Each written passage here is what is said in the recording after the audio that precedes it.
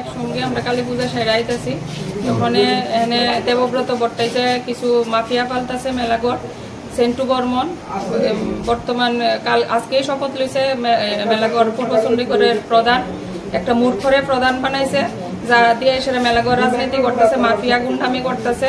তার সঙ্গে আছে কালীপদ বর্মন, আছে লক্ষণ ভৌমিক, আছে উত্তম পাল, আছে গণেশ দাস, আছে সঞ্জয় পাল, তারপর আছে ফিরেশ্বর চক্রবর্তী, তারপর বিপ্লব দেবনাথ।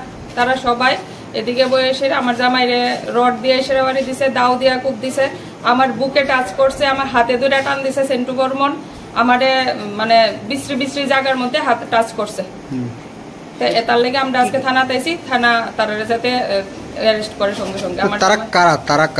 তারা দেবব্রত বট্টাইজে কিছু মাফিয়া পাল্টাছে মেলাগড়। দেবব্রত বট্টাইজ বর্তমানে আমাদের জেলা সভাপতি, তাইনে এনে নিকুজিশনের মাফিয়া পাল্টাছে, তাইনের নেতৃত্বে তাইনে আমার 2-3 বার হুমকি দিছে ফোনের মধ্যে যে আমার জামাইয়ের উপরে অ্যাটাক করব, আমার জামাইরে মারবো, এমন কইরা তাইনে প্রায় আমার হুমকি দিত। উনি কোন পার্টির বিলং করে? বর্তমান আমাদের যে শাসক দল বিজেপি পার্টি, এই বিজেপি পার্টিরই জেলা সভাপতি।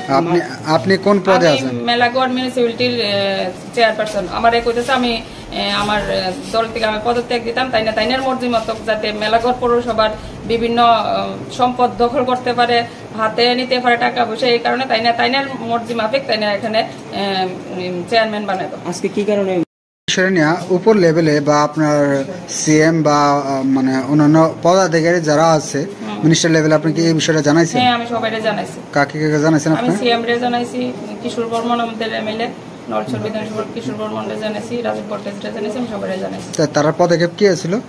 তারা এখন যতক্ষণ তারা পেশেন্টরে দেখতে গেছে, তারা কইছে কঠোর থেকে কঠোর শাস্তি হবে।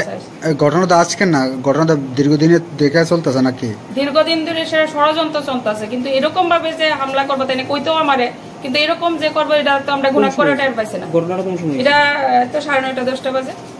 কোন জায়গাতে হইছে ঘটনা? এটা মেলাগড় পার্সপন্তি। অনেকদিন ধরে দেবব্রত বট্টাইজে আমারে কইতেছে, প্রায় সময় আমারে হুমকি দেয় যে তুমি তাড়াতাড়ি পদত্যাগ করো, নাইলে তোমার জামাইয়ের উপরে হামলা হবে। তো ওনার এভাবে আপনার উপর আক্রমণ করা বা আপনার হাজবেন্ডের উপর কথা আমি শুনতাছি না, যে তাইনে যে নিকুজিশনের সঙ্গে আমারে যুক্ত হইতে কইছে, তাইনে বিভিন্ন ভাবে তাইনে টাকা পয়সা দিতাম, বিভিন্ন ভাবে তাইনে মেলাগড় যেত মানে মাফিয়াগিরি হইতেছে, কালো টাকা আইতাছে, কাজের যারা মেলাগড়ে এসে একটা মানুষ কাজ করতে পারে না বাইরের থেকে, তারা কিছুদিন আগে আপনারা হয়তো জানেন যে সুবল রুদ্রর বিল্ডিং এর মধ্যে মেলাগড় রাস্তার লেগা কিছু কন্ট্রাক্টর আসলো, তারার উপরে হামলা হয়েছে।